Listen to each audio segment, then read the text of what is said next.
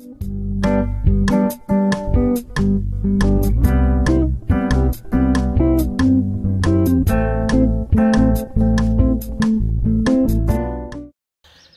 szeretettel üdvözlök újra mindenkit a Kisvakond csatornán. A mai nap a burgonya eltevésével fog telni. Hát húsvét utáni kedden vagyunk, így 10-e magasságába, még teljesen idejébe vagyunk a burgonyával, hiszen körülbelül április közepéig lehet vetni. Lehetett volna kicsit hamarabb is talán, de hát ugye a húsvét meg a folyamatos esőzések miatt most sikerül eltegyem a burgonyát.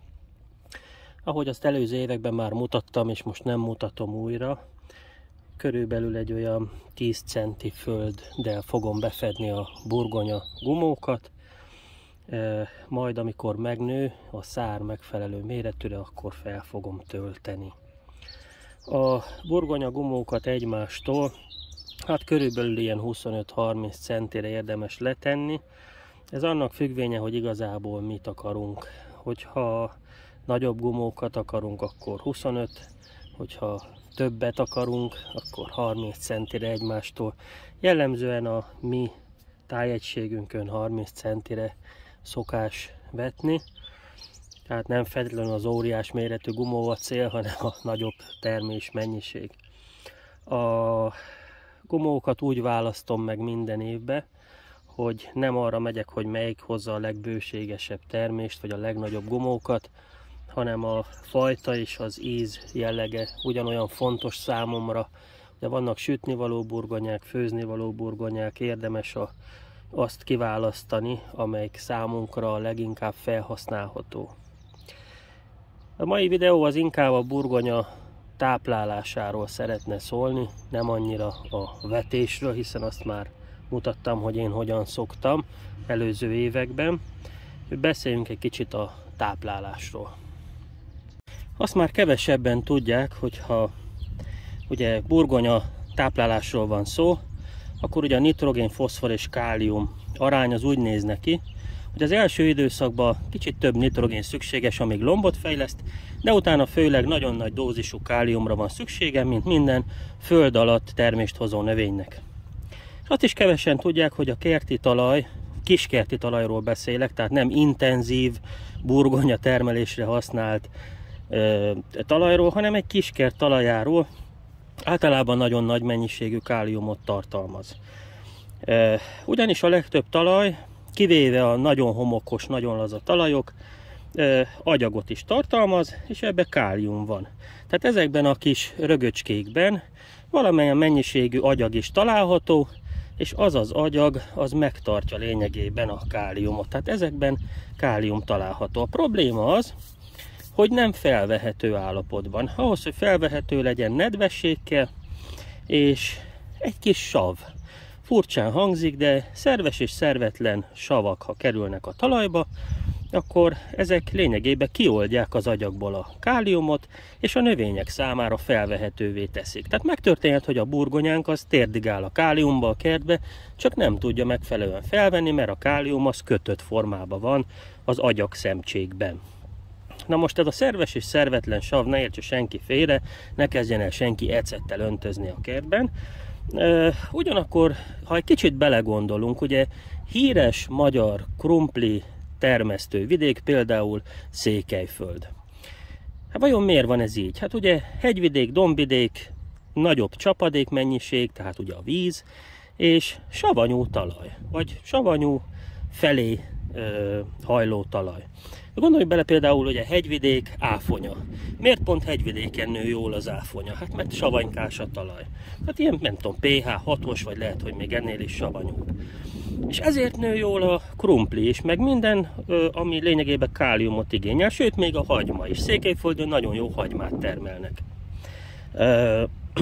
Enyhén savas közegben a kálium lényegében útra kell, és a növény fel tudja venni. Tehát, ha visszatérünk arra, hogy nagyon sokan használnak hamut arra, hogy káliumot vigyenek be a földbe. Tehát rengeteg hamut szórnak ki. Hát a hamu és a víz keveredéséből lúg képződik. Hamu, lúg. Ez lúgossá teszi a talajt, lúgossá teszi a környezetet, és ilyen esetben a kálium az kötődik. Tehát ahelyett, hogy szabadjára tegyük a káliumot, épp ellenkezőleg a lúgosítással kötjük. Ráadásul nagyon sok kert talaja messzes. Na most a mész is ugye lúgosít, tehát lúgosak a kerti talajok nagyon gyakran. És ilyen esetben, ha ezt egy picit a savasság felé tudjuk vinni, akkor bizony sokkal könnyebb dolga van, például a burgonyának, amikor fel kell vegye a káliumot. És a kálium valószínűleg jelen van, tehát hiába szórjuk ki a rengeteg hamut, ha azt a növény nem tudja felvenni azt a káliumot. Na éppen ezért én szoktam készíteni egy olyan egyveleget, tavaly már ezt csináltam, tavaly előtt még félig ezt, de tavaly már ezt csináltam, és nagyon jól bevált. Megmutatnám, hogy miről van szó. Ugye ebbe az egyvelegben majd egyrészt kálium-foszfor is lesz, nagy mennyiségben, de ráadásul különböző, hát főleg szerves savak, amelyek, hogyha kiöntözzük a kertbe, akkor segítik, hogy a kálium ugye szabad legyen, és a növény fel tudja szedni. Ráadásul egy fillérbe nem kerül, és a legtöbb embernek nagyon-nagyon hozzáférhető. Na, megmutatom. A trágya egyik nagyon fontos összetevője a csalán.